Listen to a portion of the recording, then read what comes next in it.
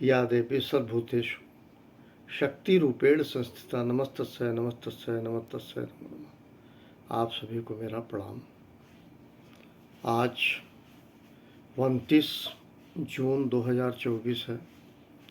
दिन शनिवार है। शनिवार शनिदेव बजरंगबली दोनों की कृपा सब पर हो, ये प्रार्थना है। दोनों मैं कहूँगा इष्ट देव। शनि के विषय में कहा जाता है, शनिवार के विषय में कहा जाता है कि शनिवार को थोड़ा सा ध्यान देने की बात है। वैसे तो नित्य क्रम में ब्रह्म मुहूर्त में उठा जाता है हर किसी इंसान को, चाहे वो बीमार ही क्यों ना हो।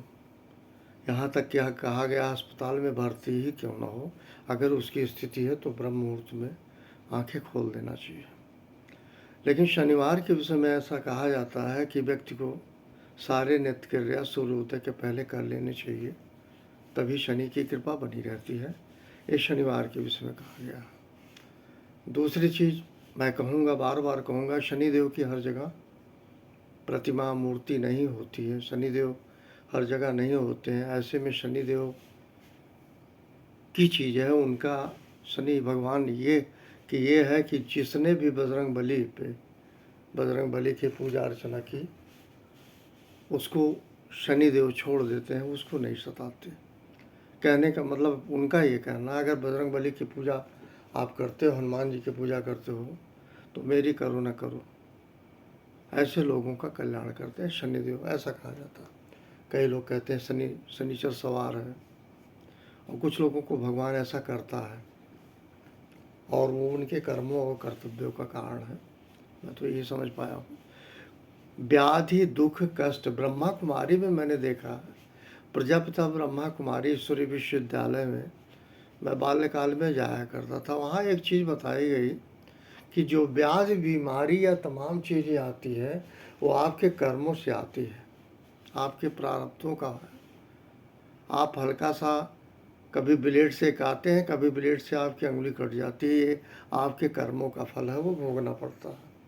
इसलिए उस विषय को कभी भी प्रचारित नहीं करना चाहिए। अगर आप बीमार भी हैं, उसकी हो सके तो चर्चा जितनी ज़्यादा कम करेंगे उतनी जल्दी आपको लाभ मिलेगा। बीमारी व्याधि जब तक ये, और दूसरे, ये कला का युग है, मृत्युलोक है। मालिक भी वही करता है।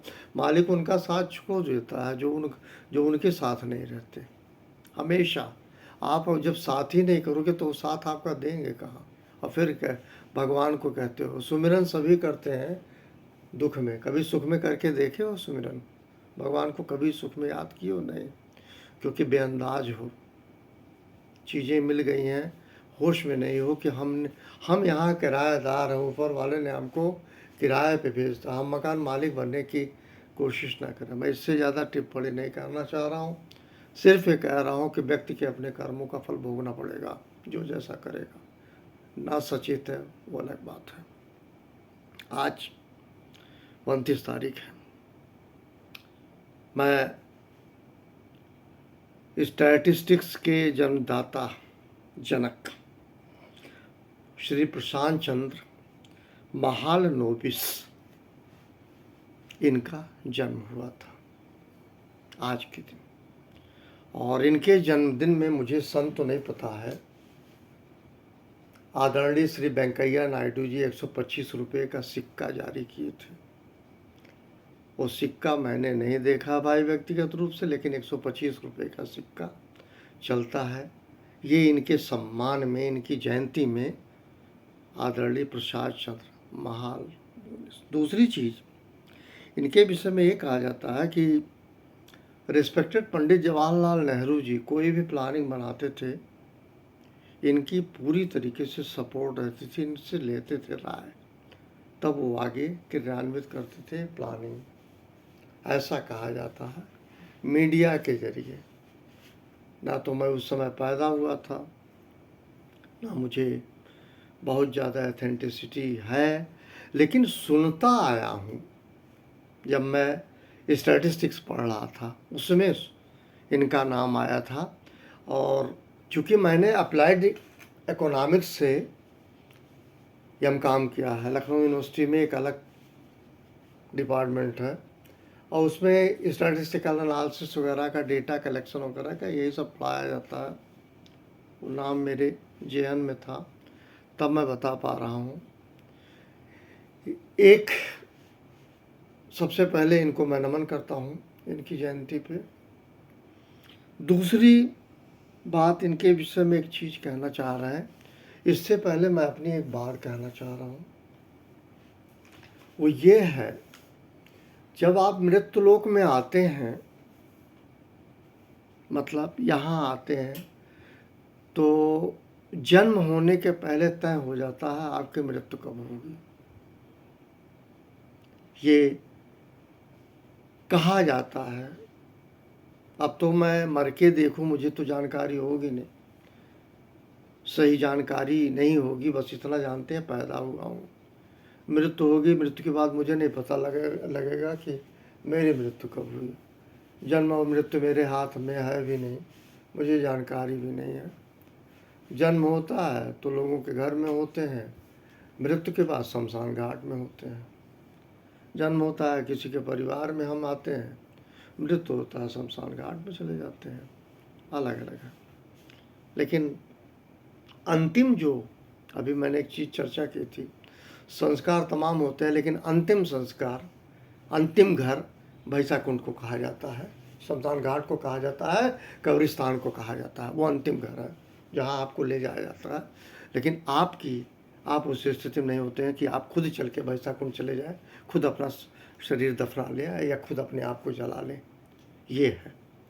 मैं एक बात कहना चाह रहा हूँ आदरणीय प्रशांत चंद्र महाल नोबिस के संदर्भ में, कि इन्फॉर्मेशन है इसलिए मैं देना चाह रहा हूँ। इनकी 29 जून को ये दुनिया में आते हैं, संसार में आते हैं। बंगाल के थे, बंगाल की एक से एक हस्ती रही हैं, रविन्द्रनाथ टैगोर साहब, बंकिम चंद्र चटर्जी, हेमंदा, तो कर्मभूमि रही हेमंदा की। अलग बात है वाराणसी में पैदा हुए, वहीं से ही आते हैं आदरणीय प्रशांत जी। मैं पुनः इनको नमन करता हूँ। इनके विषय में केवल एक सूचना देनी थी कि 29 जून को पैदा होते हैं, और क्या विडंबना है, इनकी 28 जून को मृत्यु हो जाती है। आप सोचिए, मुझे तो एक चीज़ लगती है कभी कभी, व्यक्ति जिस दिन पैदा होता है उसी दिन में उसकी मृत्यु होती है। पता नहीं, मैंने कहीं सुन रखा है, एग्जैक्टली मैं रिकग्नाइज नहीं कर पा रहा हूँ, लेकिन बताते हैं कि जिस दिन कोई दिशा दशा होती होगी, ऐसा बताते हैं कि जिस दिन आप जन्म लेते हैं मृत्यु उसी दिन होगी।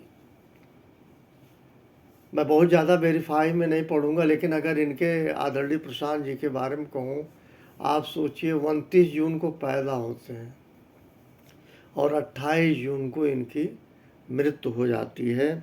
ये बात अलग है। 1893 में पैदा होते हैं, 1972 में इनकी मृत्यु होती है।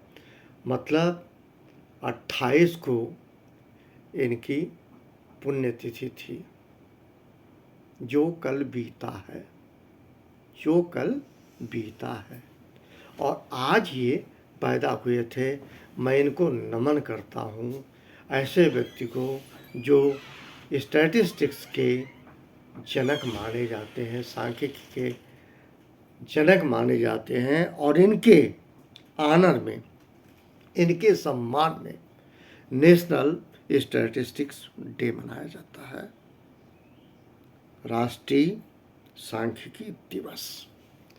संख्या का खेल आप सभी लोगों को पता होगा, स्टैटिस्टिक्स क्या है पता होगा। एक घर में कितने सदस्य हैं, संख्या, ये भी स्टैटिस्टिक्स है। उसमें कितने लड़का है कितना लड़की है, ये भी स्टैटिस्टिक्स है। एज क्या है, ये भी स्टैटिस्टिक्स है। कलर कैसा है, अगर 5-7 लोग हैं तो स्टैटिस्टिक्स जो है ये सबके जीवन का एक अंग है। आपका रुपया भी 1, 2, 3, 4 ये सब स्टैटिस्टिक्स के कैटेगरी में आते हैं। इन्हीं शब्दों के साथ आज आपका दिन मंगल हो, सबका मंगलमय हो। आप सभी को मेरा प्रणाम।